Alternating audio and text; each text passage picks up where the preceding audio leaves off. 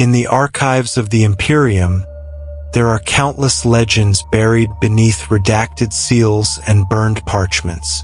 Some speak of Xeno's empires that predate man, others of lost crusades that vanished between the stars. But among the whispers that circulate in the deepest sanctums of the Inquisition, there is one tale that no one dares to record, the story of a brotherhood said to be born from the Emperor's own blood. They are the Grey Knights, the phantom warriors of myth, the secret blade that has never known corruption. They are the chapter that should not exist and yet impossibly does. The Imperium has always been a realm obsessed with faith and ignorance in equal measure. Billions pray each dawn to the Emperor's golden corpse and kill by dusk in his name, never once understanding the machinery that keeps their species alive. To the average citizen, there is no difference between a saint and a heretic, between an angel and a demon. It is safer that way, safer not to ask questions. For in the age of the Imperium, knowledge is a weapon more dangerous than any bolter. And the Grey Knights are the Emperor's most forbidden knowledge of all. For millennia, their existence has been erased from every public record. Even among the Adeptus Astartes, the superhuman space marines who are legends incarnate, the Grey Knights are a ghost story. Veterans of 1,000 campaigns speak of them only in drunken whispers, half believing that somewhere in the void there exists a chapter with unpainted silver armor, whose psychic presence burns like a sun, and whose warriors fight not against heretics or Xenos, but against the nightmares that crawl from the warp itself. Their legend is carved in silence. On a single slab of moonstone within the fortress monastery of Titan, the Arcus Daemonica bears an inscription older than the Imperium itself. One unbreakable shield against the coming darkness. One last blade, forged in defiance of fate. Those words are not a boast. They are a warning. The Grey Knights were never meant to be known by mankind. They are the Emperor's final secret, his last act of foresight before the galaxy drowned in madness. To understand their purpose, one must first understand the paradox that defines them. Every Grey Knight is a psyker, a being whose soul burns brightly enough to touch the raw essence of the warp. Yet every psyker, by nature, is vulnerable to that same realm of chaos. Demons are drawn to such souls like predators to blood. Even the most powerful sanctioned psykers of the Imperium live under constant threat of possession, madness, or spontaneous combustion of mind and body. But the Grey Knights are different. Their psychic power does not attract demons, it repels them. Their very presence is anathema to the entities of the warp, their minds so pure that corruption recoils from them like sunlight from a tomb. To call them Space Marines is both accurate and profoundly misleading. The Adeptus Astartes are soldiers of divine war, engineered to wage the Emperor's endless crusades across the stars. The Grey Knights are something else entirely, a priesthood of psychic warriors, exorcists forged in gene labs and sanctified by forbidden rites. They do not march in parades or swear fealty to any Lord Commander. They are not recorded in any founding, nor do they recruit openly. Their chapter number is 666, an ironic cipher, not of damnation, but of secrecy. For the Imperium itself would collapse if it truly knew what these silver-armored brothers fight against. The few who have seen them and lived describe their arrival as both holy and terrifying. They appear without herald, their gunmetal ships sliding through the void with no transponder, no vox call, no fleet code. To Imperial commanders, Their sudden presence in a war zone is both a miracle and an omen. Their drop pods descend in silence, their armor gleaming with runes that shimmer faintly like liquid mercury. They do not speak. They do not broadcast orders. And when the fighting is done, when the demon threat is banished and the field lies quiet again, the Grey Knights vanish just as they came, leaving behind no evidence, no records, and often no witnesses. For where they walk, even memory is purged. To understand why, one must look to the warp, that endless sea of madness through which all souls are connected. The warp is not merely another dimension.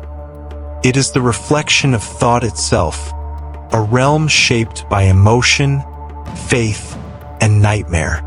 Demons are not creatures born of flesh, but of belief, the twisted manifestations of human terror, hatred, and desire.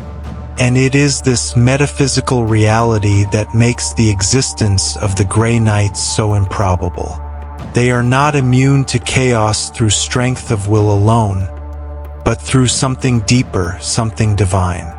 Some within the Ordo Malleus whisper that the Emperor himself wove their souls before his body was entombed upon the golden throne. That each knight carries within him a fragment of that impossible light, the Emperor's psychic fingerprint. Whether this is truth or blasphemy, none can say. The Grey Knights themselves neither confirm nor deny it. They fight, they bleed, and they die, but they never speak of origins. They do not need to. Their existence is proof enough of a miracle that logic cannot explain. And yet, even miracles cast shadows.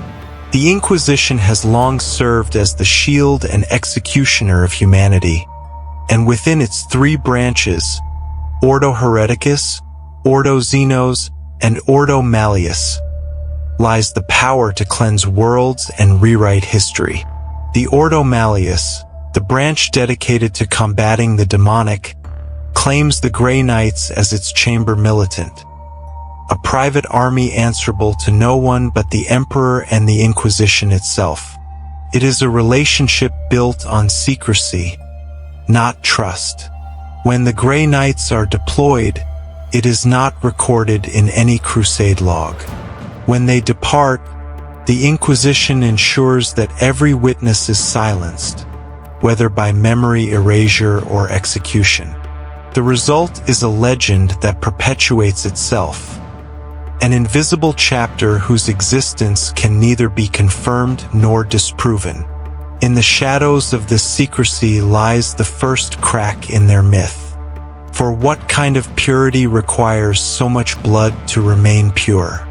Across the ages, there have been fragments of testimony, battlefield sermons, dying confessions, intercepted vox logs that hint at the truth. Soldiers who fought alongside mysterious silver-armored figures recall their strange aura, a suffocating pressure that made lesser men tremble, a psychic hum that seemed to vibrate in the skull. Some describe visions of angels wreathed in fire. Others speak of voices whispering prayers inside their minds. All agree on one thing. After the battle, those who saw the Grey Knights were never seen again. If there is a single law in the Imperium that stands above all others, it is that knowledge is heresy. To know too much is to die. And perhaps that is why the Grey Knights remain legends even after 10,000 years of recorded wars. They are a truth too dangerous to survive open daylight. There are rumors, forbidden, half-buried, of a book locked deep within the vaults of Terra. A codex without title, sealed in lead, its pages scorched by psychic fire. Some say it is the only surviving record of the Grey Knights' creation, written in Malcador the Sigillite's own hand. Others believe it to be a lie, a fabrication meant to frighten inquisitors into obedience. But if the book exists, Then its final line is said to read, "They shall be our last hope when hope itself is gone. Their names erased, their deeds forgotten, their purity unquestioned. For now the myth endures, on 1,000 worlds, in the dying breaths of soldiers staring up at the burning sky. The same question is whispered. Who will save us when the demons come again?" And somewhere, far beyond their prayers, deep within the orbit of Saturn, a moon stirs, its fortress shrouded in psychic wards. There, the gray knights kneel before their shrines, waiting in silence, for they know the truth that the Imperium fears most.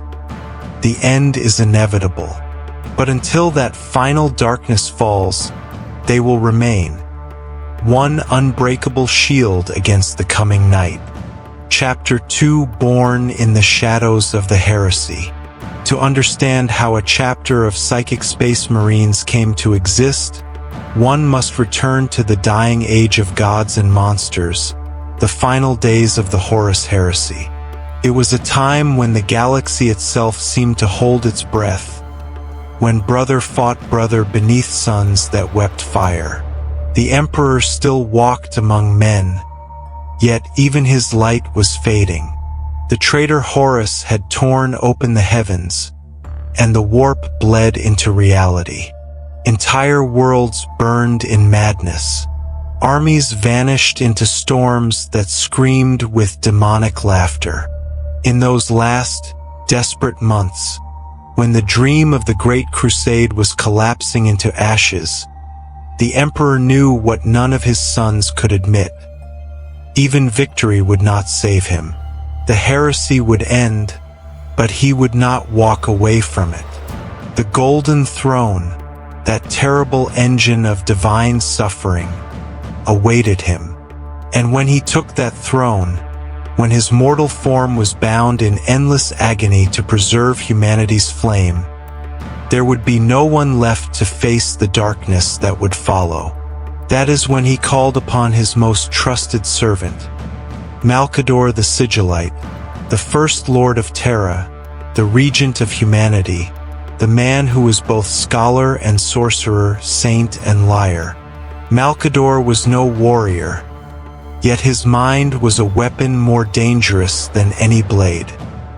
He had been the Emperor's shadow since the dawn of the Imperium, the keeper of secrets too dreadful for the Primarchs to know. It was to Malcador that the Emperor entrusted his final command: create an army that cannot fall. The words were simple. The task was impossible. How does one forge warriors immune to corruption, when corruption itself is born from the human soul? How does one build purity from a species that is built upon fear? Malcador began with a vision.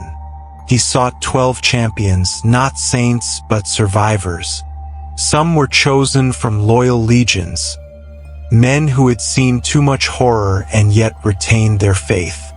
Others were drawn from traitor legions, warriors who had defied their Primarch's madness and still whispered the Emperor's name in secret. To each, Malcador offered a chance at redemption, though none understood what it would cost. They were stripped of names and history, given only code names like Janus, Epimetheus, Alaric, Garo. Their oaths were sealed in blood and memory wards so deep that even they could not recall who they had once been.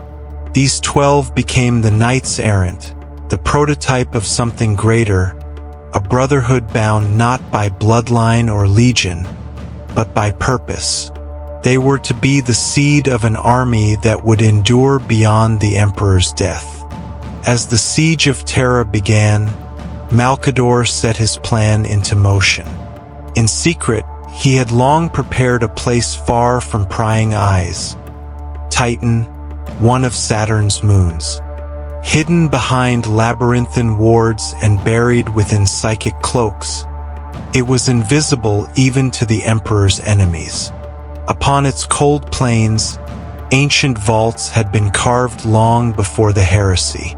Some claimed the emperor himself had built them during the Unification Wars. Others whispered that Titan was older still, a relic of the dark age of technology, reclaimed by divine design. There, Malkador gathered his chosen 12. The moon's vast chambers were already stocked with gene seed, armories, and relics unlike anything found on Terra. But this was no ordinary gene seed. Its source was unknown, yet the resonance it carried was unmistakable. The DNA of gods or of a god.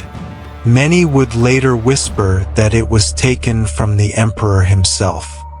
With this material, Malkador and his secret artisans began their terrible experiment. They sought to blend the emperor's divine essence with mortal vessels capable of wielding psychic might without corruption. The first subjects died screaming. The second batch burned from the inside out, their souls devoured by their own power. But with each failure, the process refined. Flesh learned to survive the strain. Minds adapted. The warp-resonant wards surrounding Titan thickened, becoming a barrier between reality and madness. As the siege raged on Terra and the Emperor faced Horus in his final, apocalyptic duel, Malkador made his final move. He gathered the knights errant within Titan's grand sanctum and spoke words that no human tongue was ever meant to pronounce. A ritual unlike any in Imperial history unfolded, part psychic invocation, part scientific transference, part prayer. When it was done, Titan and all upon it vanished. Not destroyed, not translated into the warp like a ship in flight, but hidden within it, cocooned in the immaterium, beyond the reach of both gods and mortals. What happened during that disappearance is known only to the few who returned. For 7,000 years of Imperial time, Titan was gone. But to those within, only centuries passed. Time itself bent around them. Malkador's wards became an artificial heaven, a crucible in which the foundation of the Grey Knights was forged. The knights errant trained within dreams of war, their minds tested against demonic visions conjured from their own fears. Their gene seed matured, their numbers multiplied, and from a handful of warriors emerged 1,000. When Titan finally returned to real space, the heresy was long over. The Emperor was entombed upon the throne, and the Imperium had entered its long twilight of ignorance. Yet upon that moon now stood a fully formed chapter, warriors clad in silver, minds armored in psychic purity, their souls resonating with a light no demon could approach. No one knows how Malkador died. Some say he burned away during the ritual, his mortal form sacrificed to fuel the wards that protected Titan. Others believe he still lingers, a whisper within the minds of his chosen, guiding them from beyond the veil. Whatever the truth, his final act succeeded. Humanity had been given a weapon against the warp that even chaos could not corrupt. When the Inquisition was formally established in the aftermath of the heresy, the Ordo Malleus, the branch charged with combating the demonic, found that its chamber militant already existed. A fortress monastery on Titan, fully armed, waiting for orders. The Inquisitors approached with caution, but the warriors within spoke with authority older than their own. They declared themselves servants of the Emperor and the Sigillite, sworn to guard humanity against the infernal realm. Their leader, known only as Janus, presented sealed decrees bearing the Emperor's personal sigil. The Inquisition recognized their legitimacy in silence. The Grey Knights were never publicly announced, never recorded in the foundings that gave rise to other chapters. They were born of secrecy, and secrecy would remain their armor. What made them truly unique, however, was not their existence but their nature. While other Space Marines are engineered for physical perfection, the Grey Knights were engineered for spiritual immunity. They were created not merely to kill demons, but to defy them. Their souls burned so brightly that demonic entities could not possess them. Some even recoiled in agony at their presence. It was said that when a Grey Knight stepped into the Immaterium, the air itself screamed. And yet, their purity came at a price. They were not allowed personal names, only titles. Their memories were conditioned to prevent pride or ambition. They were not sons of primarchs but of purpose. Each one a weapon without a history, a soul without a past. As the Imperium rebuilt from the ashes of the heresy, Titan remained silent. No fleets left its docks without sanction. No distress signal ever reached it. From time to time, entire worlds would vanish into warp storms, only to reappear cleansed of demonic presence. Their skies filled with falling ash and silver dust. The Adeptus Mechanicus theorized natural phenomena. The ecclesiarchy called it divine intervention. But a few inquisitors knew the truth. The Grey Knights had been there. Hidden behind oaths and wards, this secret brotherhood became the unspoken foundation of the Ordo Malleus power. When a demon manifests in real space, the Inquisition calls for exorcists, assassins, and holy relics. When those fail, they whisper one name, Titan. In those whispers lies the weight of 10,000 years. For from the ashes of the heresy, from the Emperor's dying foresight and Malcador's impossible craft, came a weapon that even the Chaos Gods learned to fear. The Grey Knights were not just born to fight demons. They were born to remind them that humanity, even at its weakest, could still create something incorruptible. And somewhere, in the echo of the warp where Titan once drifted, that light still burns, cold, silver, and eternal. Chapter 3: The Emperor's Gene, the Silver Soul. In the long twilight that followed the Horus Heresy, the Imperium rebuilt itself from ruin, but something within it had changed forever. The galaxy had seen gods bleed, had watched the Emperor fall and be enthroned upon a machine of torment. The light of Terra still burned across the stars, but it was dimmer now, filtered through bureaucracy, zealotry, and fear. And in that fading light, far from the eyes of men, Titan stirred. It was here, upon that cold moon wrapped in psychic veils, that the most secret chapter in the history of mankind perfected its purpose. The Grey Knights were no longer an experiment. They were a revelation. They were the Emperor's answer to the unanswerable question: how can humanity fight the infinite corruption of chaos without becoming part of it? The answer lay in their very flesh. Unlike the other Space Marines, whose gene seed flowed from the Primarchs, the Emperor's sons, the Grey Knights' origins are different. Their gene seed is pure, untainted by the flaws that mark every other legion. It does not trace back to a Primarch. It flows, some say, directly from the Emperor himself. Others whisper that it was synthesized from the remnants of his psychic essence, captured during his mortal years and preserved through means now lost to time. However it was created, its properties defy all logic. The Grey Knight's gene seed does not corrupt, mutate, or degrade. It does not carry the stains of rage, decay, excess, or deceit that afflict the chaos-touched legions. It is perfection through design or through divinity. Each implant, from the osmodula that reinforces bone to the progenoid glands that reproduce their genetic legacy, is layered with psychic wards. Their blood carries silver filaments of psychic resonance.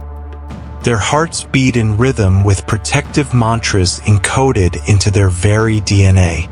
Even their bones hum faintly under auspex, resonating at a frequency that disrupts warp energy. It is said that when a Grey Knight dies, his body releases a final pulse of psychic light, a flare that sears any demon foolish enough to linger nearby. But what truly sets them apart is not the body. It is the soul. From the moment they are chosen, aspirants to the Grey Knights are subjected to tests that would shatter ordinary men. The Ordo Malleus selects candidates from across the Imperium, soldiers, psykers, scholars, and occasionally, the broken survivors of demonic incursions. They are brought to Titan blindfolded, their memories scoured so that not even they remember where they came from. Their past lives are erased. Their futures are uncertain. Before they ever receive gene seed, they must endure the rite of soul binding, a psychic ordeal that tests not their strength, but their purity. The ritual takes place in the Hall of Sacrament, a chamber wreathed in eternal incense and lined with wards older than the Imperium itself. 100 psychic candles burn, each representing a soul that has fallen to corruption. The aspirant kneels before the assembled brotherhoods, surrounded by chanting chaplains, their voices layered in frequencies that reach beyond human hearing. Then comes the final test. The candidate's mind is open to the warp, not fully, but just enough to let it see what waits beyond reality's skin. Most die instantly. Their minds break, consumed by madness or torn apart by the whispers that claw at their consciousness. The few who endure do not emerge unchanged. Their eyes glow faintly with silver light. Their voices echo slightly, as if two beings speak in unison. These are the ones the Grey Knights accept. From there begins the transformation. The gene seed is implanted, layer by layer, sanctified by tech marines and psychic chaplains who recite litanies as they work. As the organs grow, so too does the mind. Psychic potential blossoms under strict control. Every neural pathway is mapped and conditioned to channel power without corruption. Hypnodoctrination implants memories of battle, theology, and meditation, blending science and faith into one seamless identity. Over years, sometimes decades, a human soul is reforged into something else. Something terrible, beautiful, and utterly incorruptible. They learn to fight not only with blade and bolter but with will and thought. In the psychic arenas of Titan, they spar within shared dreamscapes, dueling with demonic projections crafted from their deepest fears. Those who falter are erased from existence, their names struck from memory as though they never lived. Only those who master both weapon and mind are permitted to don the silver armor. That armor, the famed Aegis, is more than ceramite. It is a prayer given form. Every plate is engraved with sigils, each rune etched by the warrior's own hand in a ritual that takes weeks. The process is not mechanical but spiritual. The act of inscribing the armor bonds it to the soul of its wearer. When a Grey Knight walks into battle, his armor hums with a low, psychic vibration, a shield that distorts the warp itself. To demons, this presence is agony. They see not a man of flesh and steel, but a blazing figure of silver flame. Every thought a blade, every heartbeat a weapon. Within this shell of sacred technology, the Grey Knight becomes what the Emperor intended humanity to be. The perfect fusion of mind and matter, science and faith, power and control.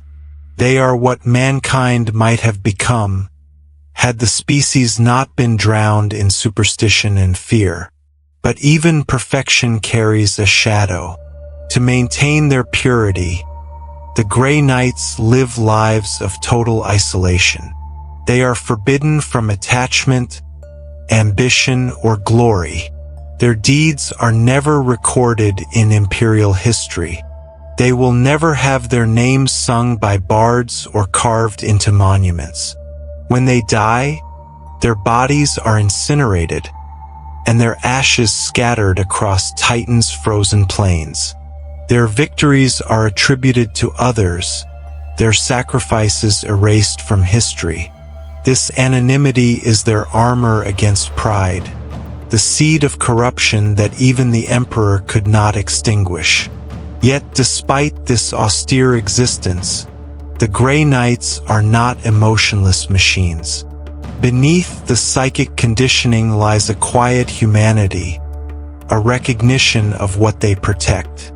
In the rare moments of reflection, they kneel before the shrines of fallen brothers and whisper prayers for the countless souls they have saved, and for those they were forced to destroy. It is said that in the silence between missions, the halls of Titan echo not with chants of triumph, but with mourning. For they understand a truth the rest of the Imperium cannot bear. Purity is bought with pain. Every time a Grey Knight kills a demon, a piece of that demon's essence scars his own soul. Over centuries of battle, even the purest mind bears the weight of countless horrors glimpsed in the warp. To counter this, they undergo the rite of absolution, a psychic cleansing performed by their chaplains, who bear the heaviest burden of all. They take the darkness of their brothers upon themselves, purging it through meditative agony. Some do not survive. Those who do are said to hear the Emperor's voice more clearly than ever before. Whether this is truth or hallucination, no one knows. But the Grey Knights believe, and that belief is what holds them together.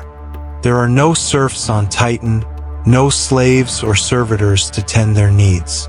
Every Grey Knight, regardless of rank, serves as both warrior and monk.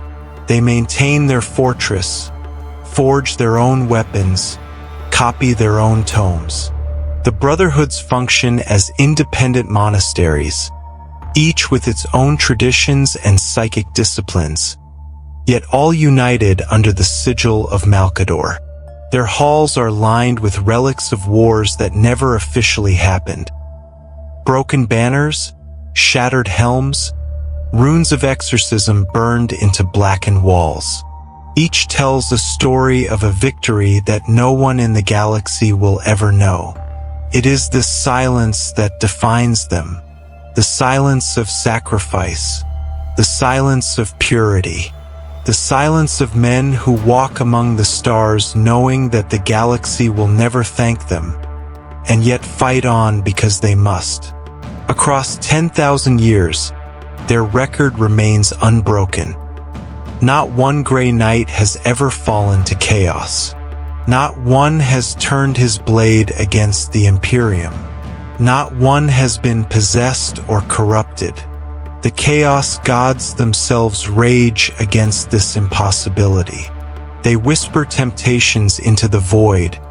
They hurl nightmares and curses, but the Silver Souls do not bend. To demons, the Grey Knights are not just enemies. They are proof that the warp can be denied. They are the living embodiment of defiance. And yet, to those who look too closely, a terrible question lingers. Can any being wield such power, stare into such darkness, and remain human? It is a question the Grey Knights themselves never ask. For to doubt is to fall, and they cannot afford to fall. Their purpose is not to understand, but to endure. They are not meant to live forever, only to last long enough to buy humanity one more day. In the endless night of the 41st millennium, that is all that can be asked of heroes. Or perhaps of monsters. Chapter 4: The Wars No One Remembers. There are battles that echo through Imperial history: the Siege of Terra, the Black Crusades, the Fall of Cadia. And then there are the ones that never echo at all. The wars that end before they are known, whose victors erase their own names the moment the fighting stops. These are the Grey Knights' wars, the wars no one remembers. Their chronicles begin in whispers, half-burned parchments and fragmented inquisitorial ciphers. Each record ends the same way. Subject expunged, world quarantined, testimony purged. It is not because the Imperium has forgotten them. It is because forgetting is the only mercy left. The first of these buried campaigns unfolded on Armageddon, a hive world sacred to the machine priests of Mars and home to billions. When the demon prince Ongron clawed his way from the warp, the sky itself turned red. His arrival cracked the veil between worlds. Rivers of molten iron poured through the clouds, and blood rained across the manufactorums. The Imperial Guard broke within hours. Even the proud space marines of the Salamanders and Black Templars faltered before that tide of brass and rage. Then, through the storm, fell silver meteors, drop pods wreathed in psychic fire. From them stepped a brotherhood clad in unpainted armor that glowed like moonlight on steel. They did not shout war cries. They advanced in silence, each footfall striking the ground like a tolling bell. Bolter fire flared into him. Psychic wards shimmered, and demons screamed as their essence unraveled. For 3 nights the Grey Knights fought through the burning hives. They battled not for territory, but for reality itself. At the heart of Armageddon Prime, 12 of them, Terminators of the Third Brotherhood, confronted Ongron in open battle. Witnesses claimed that when the demon roared, continents trembled. When the knights answered, the warp itself recoiled. No record tells how they prevailed. Only that, when dawn rose over the ash-filled sky, Ongron was gone, and the air stank of ozone and burnt blood. A dozen knights survived. They did not celebrate. They walked among the ruins, reciting litanies for the dead, then turned their guns on the living. Because victory was not enough. Millions of guardsmen, workers, and civilians had seen the impossible, and knowledge of the warp spreads like infection. The Inquisition decreed the planet must be purged. Entire hives were sterilized by orbital fire. Survivors were mind-wiped or executed. The Grey Knights carried out the order themselves. When it was done, they vanished into the void. The Imperium recorded the event simply as a plague of unknown origin, contained with heavy loss of life. That was the first war for Armageddon, a victory so absolute that history was forbidden to remember it. Decades later came Ganymede, the largest of Jupiter's moons, once home to a fortress monastery and an Imperial Titan garrison. The warp had never fully healed there after the heresy. Shadows lingered beneath the ice. When the veil tore again, demons spilled into the tunnels like smoke through a broken seal. The Titans went mad. One by one, they turned their guns upon each other, possessed by the spirits they had once destroyed. A distress signal reached Titan. A whisper carried across psychic static. The Grey Knights answered. Their strike cruiser descended into the heart of the storm, its hull singing with warding hymns. Within hours of landing, the moon's surface fractured under the strain of battle. Bolts of warp lightning tore through cathedrals of ice. Silver warriors fought amid shards that reflected their own dying light. At last, the Knights sealed the breach by detonating a sacred reactor at the planet's core. The explosion vaporized half the moon's crust, purging the infestation but erasing everything with it.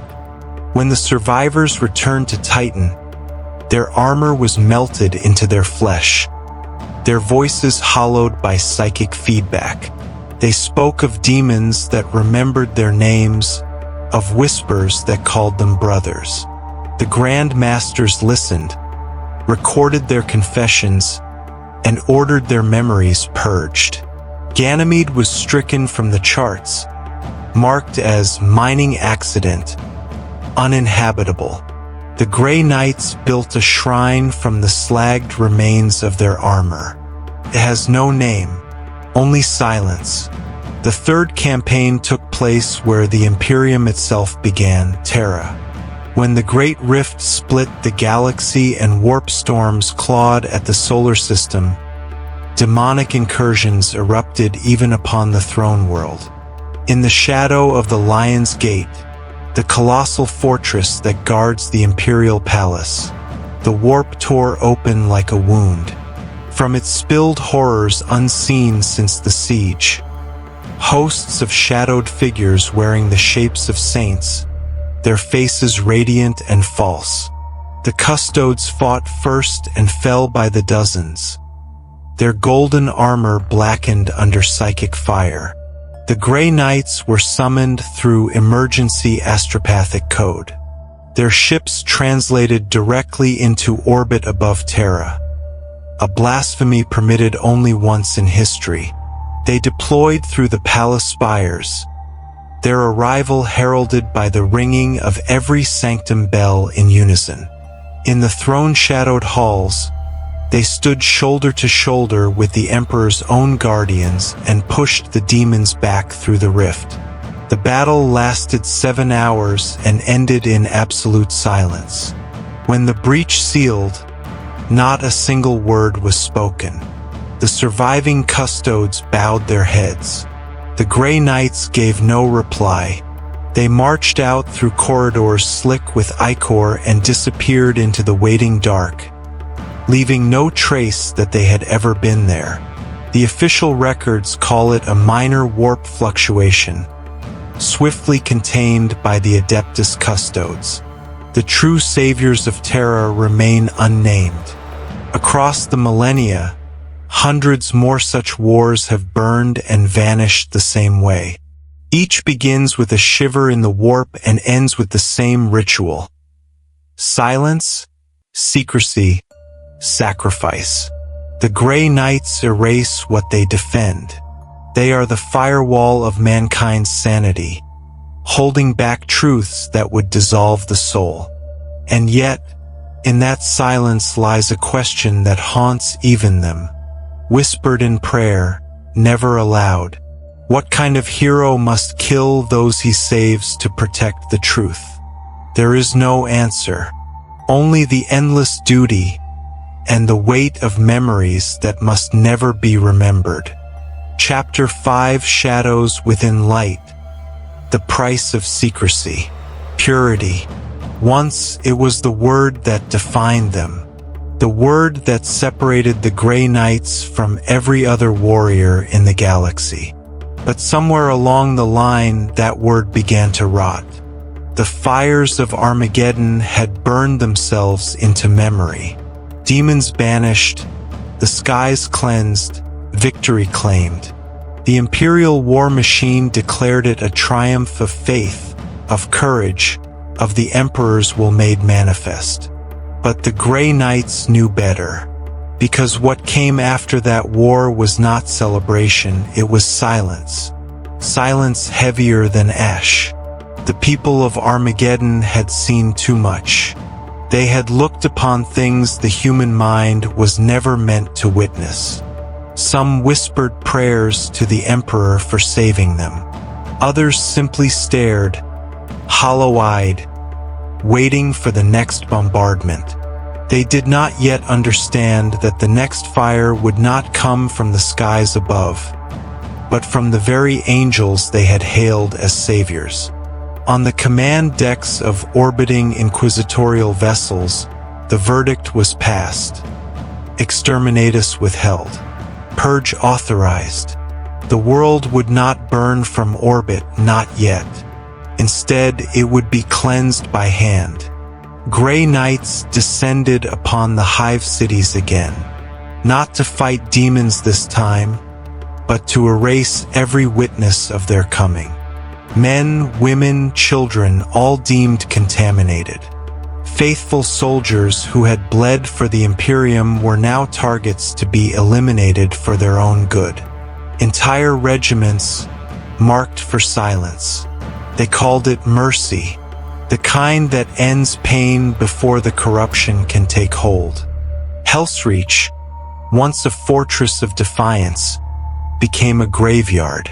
In the ruins, civilians wept at the sight of the silver-armored figures emerging from smoke and ash.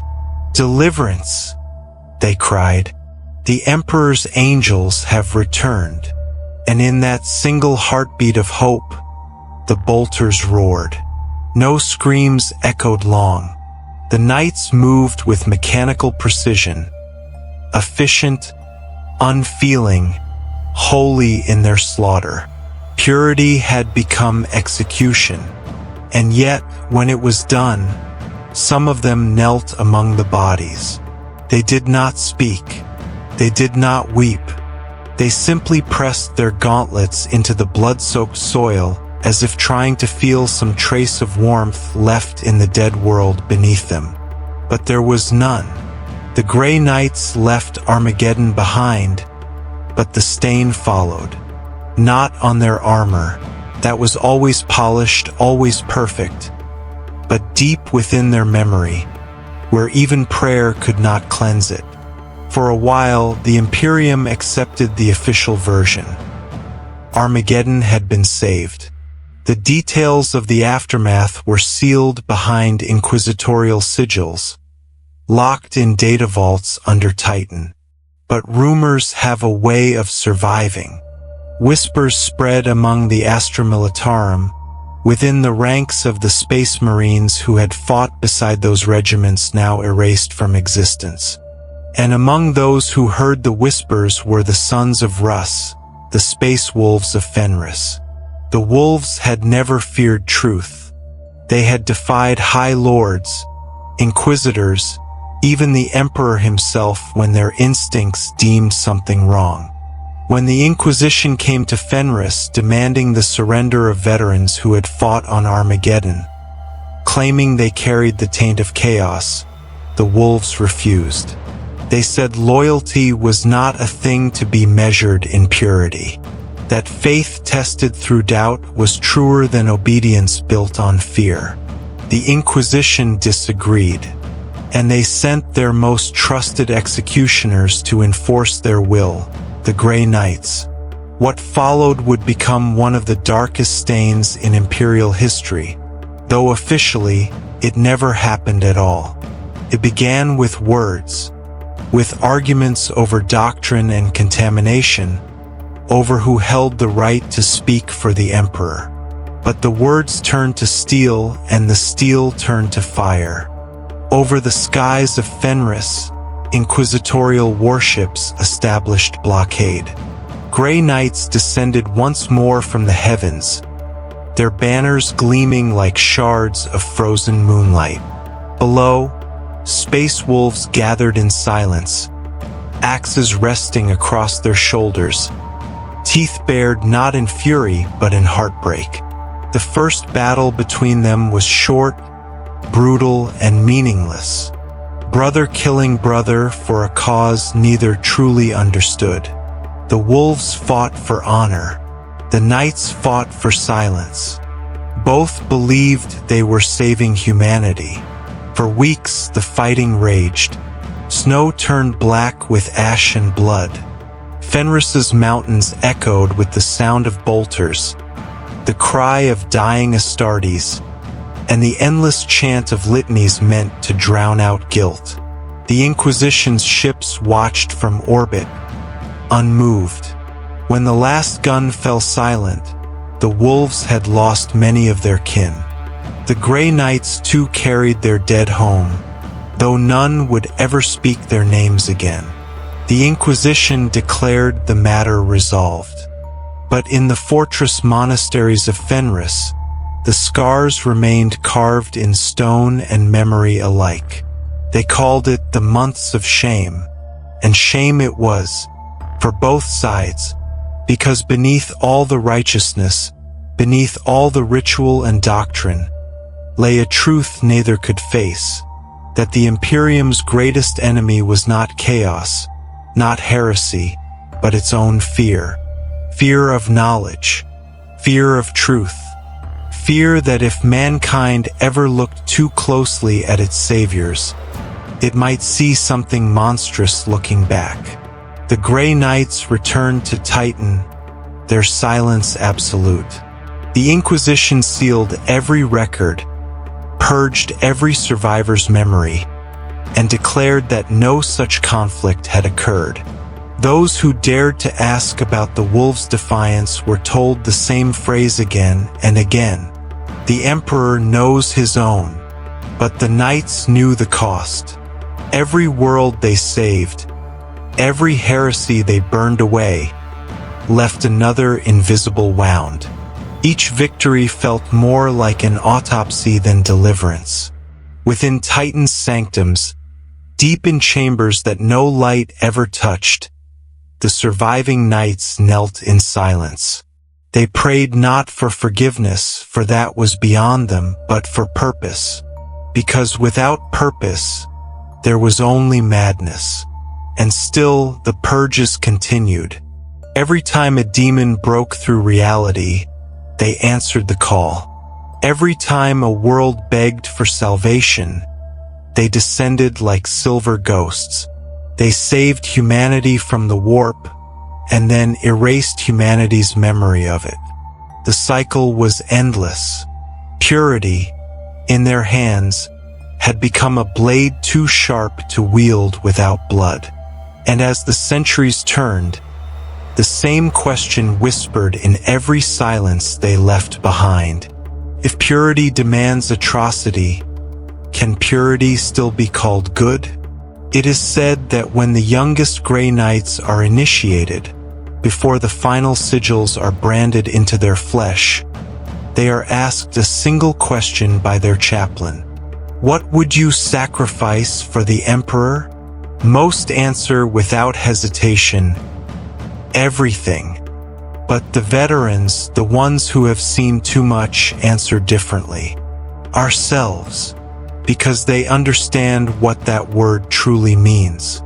To be pure in an impure universe is not to be clean. It is to carry the filth so others don't have to. To be a shield that absorbs every sin so that mankind may believe it is still worth saving. And so they endure, silent, unseen, killing in the name of mercy, dying in the name of purity. Their armor remains silver, immaculate, but beneath it, their souls are gray, not by corruption, but by sorrow too deep to name. Chapter 6: The Demon Hunters in a Dying Age. The galaxy is bleeding again. When the cicatrix male dictum tore reality apart, it split the Imperium into two halves, one clinging to the Emperor's fading light, the other drowning in endless night. In that night, the Grey Knights became something less than myth and more than legend. They became ghosts. For millennia, they had hunted demons in silence. Now, the screams of a dying galaxy made silence impossible. Warp storms blossomed like cancers across the stars, and the air itself trembled with whispers. Worlds vanished. Fleets disappeared without trace. And from the edges of that chaos, the Grey Knights answered, not because they hoped to win, but because there was no one else left who could. On Titan, the vaults groaned under the weight of new relics. Shattered armor, broken helms, the melted fragments of sanctified blades. Each was tagged with a name that no record would preserve. In the halls of reflection, librarians stared into the void of the warp through mirrored runes, tracing new disturbances every hour. It was like watching a storm eat the sky. The Grey Knights began to fight everywhere at once. On Sartaka, they stood waist-deep in ash as demons poured through the cracks of burning cathedrals. On Dravaris, they burned an entire hive world to ash because its spires sang hymns in voices that were not human. On Dagones, a lone brotherhood fought until their armor fused to their flesh, sealing the rift at the cost of every soul among them. None of these worlds exist anymore. Officially, they never did.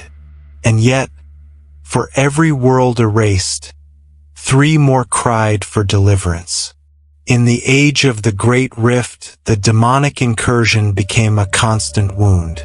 What once came as invasion now felt like infection.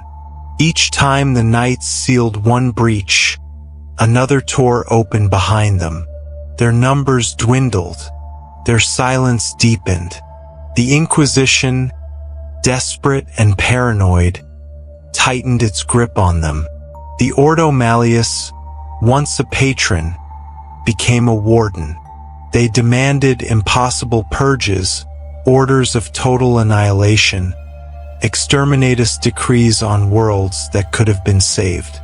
And the Grey Knights obeyed mostly, but there were moments, quiet and dangerous, when even obedience cracked. On the world of Erebos Prime, the knights arrived to find an inquisitor had already begun his purge. 10 million souls gathered in the cathedrals, chanting hymns to beg forgiveness for sins they did not understand. The Inquisitor's ship hung in orbit, prepared to burn the planet clean. Grand Master Aldrich Varn walked into the ashes of those cathedrals, his armor blackened with soot, and spoke a single sentence to the Inquisitor's Vox relay. The Emperor does not ask for ashes. He asks for faith. Then he cut communications and ordered his men to fight the demons themselves, saving what lives could be saved. The purge was rescinded, but Aldrich Varn's name was erased from Titan's records within the week. Even heroes had no place in an empire built on secrecy. As the centuries crawled on, the strain grew unbearable. Recruitment faltered. The bloodlines of the Grey Knights were pure, too pure. Their methods of selection could not keep up with the scale of the galaxy's decay. Psykers were rarer now, and most were already claimed by the Adeptus Astrotelepathica for sacrifice to the Golden Throne. So the Grey Knights began taking children. Not openly, not in daylight, but when a black ship returned from its harvest, sometimes a few names simply vanished from its manifest. Infants marked as too unstable, lost during transport, or deemed unsuitable for sanction. They were brought to Titan. They were raised in isolation. Their minds were broken, reforged, sanctified. Some died screaming in their sleep before their first initiation. Others endured, and those few became the next generation of demon hunters. The Imperium called it theft. The Ordo Malleus called it necessity. The Grey Knights called it mercy, because if the children of humanity were destined to burn in the warp, better to forge them into weapons before the flames could take them. And in the heart of that endless war, one name still echoed Kaldor Drago. Once a hero beyond heroes, Drago had slain the demon Prince Makar and carved the name of the Emperor into its blackened heart. But victory had been a curse. Trapped within the warp for centuries, Drago fought on without rest or hope. Some say he still roams that impossible realm, carving paths through demonic kingdoms, a silver ghost haunting their endless madness. Others whisper that he died long ago, and what walks there now is only an echo of his will. The Grey Knights do not argue. They believe he fights still because they must. In a universe that no longer believes in salvation, even myths are worth dying for. Yet his legend casts a shadow. For if Drago can survive eternally in the warp, if he can fight forever without falling, then what does that make him? A saint? A monster? Or something between? The knights no longer know. They pray for his return, but secretly, some fear it. Because if Drago has truly mastered the warp, then he has become something greater than human and perhaps something less. Across the galaxy, the same question is whispered in the dying light of chapel candles. On battlefields where silver armor gleams with blood, can even the incorruptible remain pure when the galaxy itself is unclean? Every campaign seems to demand a new sin to survive. Worlds purged not because they fell to chaos, but because they might. Populations sterilized, memories erased, saints silenced. On Varix, they unleashed orbital bombardments upon civilians to destroy a cult that never existed. On Calder, they destroyed their own fortress after the warp scar beneath it began to sing. They began to wonder if the demons they hunted were no longer the enemy. If perhaps the enemy was the madness spreading through their own ranks. The librarians, once serene, began speaking less. The chaplains preached longer, their sermons tinged with despair. The youngest knights slept less and dreamt more, haunted by faces of those they had slain. And always the calls for help continued. Worlds upon worlds crying for aid from an order that was dying by inches. One night, Brother Sarenval, last of the Third Brotherhood, left a fragmentary log found centuries later in the ruins of Titan. We burn the galaxy clean, and yet it stinks still. The Emperor's light grows colder each year, and still we kneel to it. Perhaps that is faith, to believe in warmth that no longer reaches us. The log ends there. No further records, no grave, just silence. And so the Grey Knights endure, half myth, half machine. The Emperor's last, flickering torch carried through an ocean of darkness that will never end. They do not fight for victory anymore. They fight to buy time. Every demon slain, every purge ordered, every exterminatus declared. All of it adds one more second to humanity's existence. One heartbeat longer before the last light goes out. And perhaps that is all that remains for them now. A war without end, waged by those who have already accepted that they will not see peace. They are the demon hunters of a dying age. Soldiers who pray not to win, but to hold back the tide for just one more breath. Their blades are silver, their purpose unyielding, their faith unbroken, but their souls are gray as the twilight between salvation and damnation. Chapter 7, Heroes or Monsters? The Final Reflection. There is a silence that comes after every battle, a silence deeper than death itself. It is not peace. It is not relief. It is the silence of men who have seen the truth and must live with it. For the Grey Knights, That silence has lasted 10,000 years. Across the galaxy, the Imperium burns. Planets vanish into the warp like sparks snuffed out in a storm. Worlds once gleaming with cathedral spires now rot beneath clouds of ash. The Astronomicon flickers like a dying candle, and the prayers of billions are swallowed by the same darkness they fear. And through all of it, the Grey Knights endure.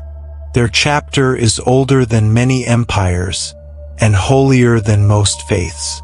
They have no allies, no banners, no need for recognition. Their victories are unrecorded, their defeats unspoken. They are the hand that pulls humanity back from the brink, and the blade that cuts away its rot. But what happens when the hand begins to tremble? When the blade grows stained beyond redemption? On the fortress moon of Titan, beneath vaults of adamantium older than memory, the Grand Masters convene. There is no celebration, no light, only the sound of hollow footsteps and whispered names of brotherhoods that no longer answer roll calls. Each Grand Master bears the weight of 100 worlds erased, 1,000 souls condemned. Each one knows the truth, that the chapter has not lost a war, but something far greater.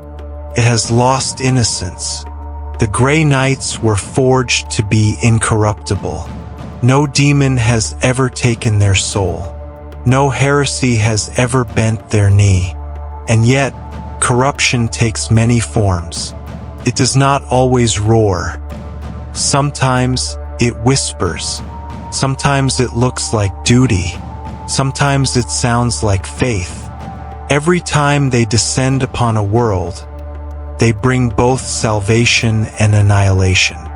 To save humanity from corruption, they have become executioners of their own species. To preserve purity, they have drowned entire planets in blood.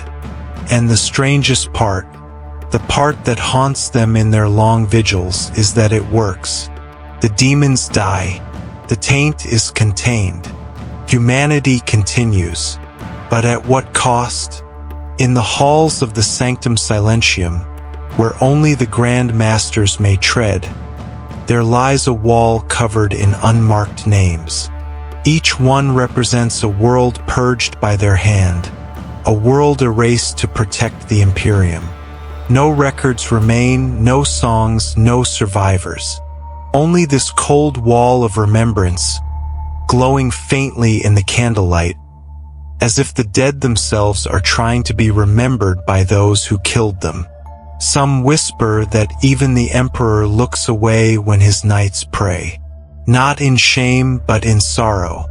For what father could gaze forever upon the children who damned themselves for his dream? In the age of the Dark Imperium, that question cuts deeper than any blade. The Grey Knights' once unshakable faith has become a burden.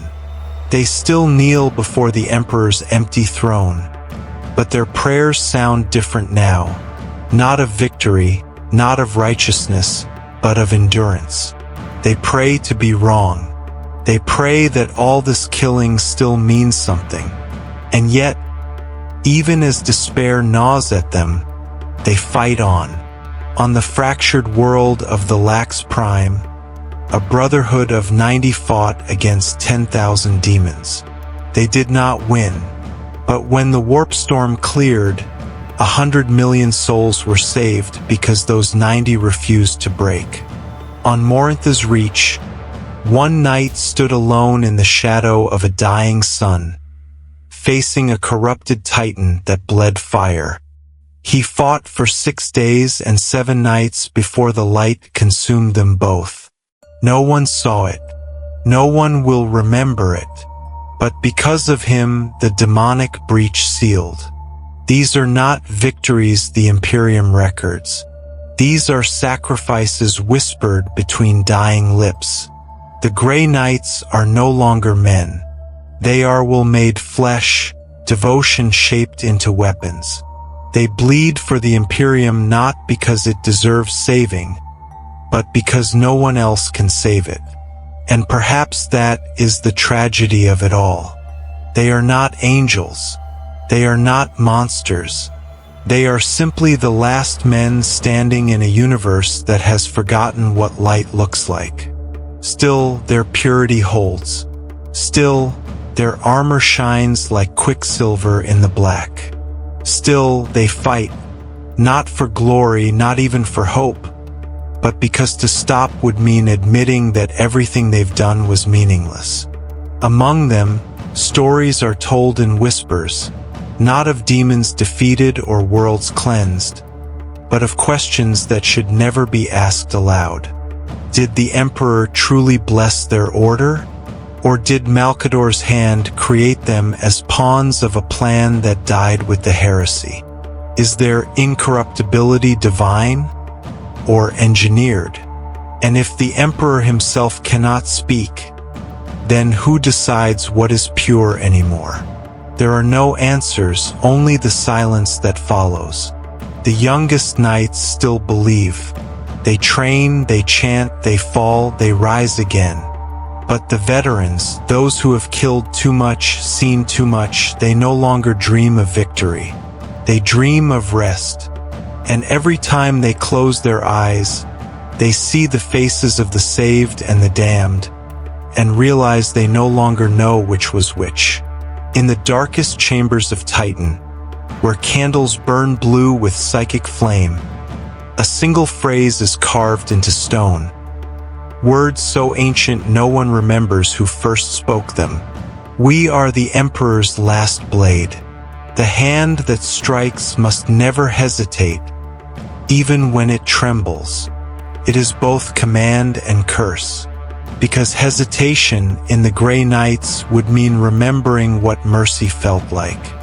Yet perhaps, somewhere deep within, a spark remains, a single fragile thought, that all of this suffering, all this blood and silence, still serves a purpose. That one day, when the final battle comes and the galaxy drowns in fire, the Grey Knights will stand at the heart of the storm and finally lay down their blades.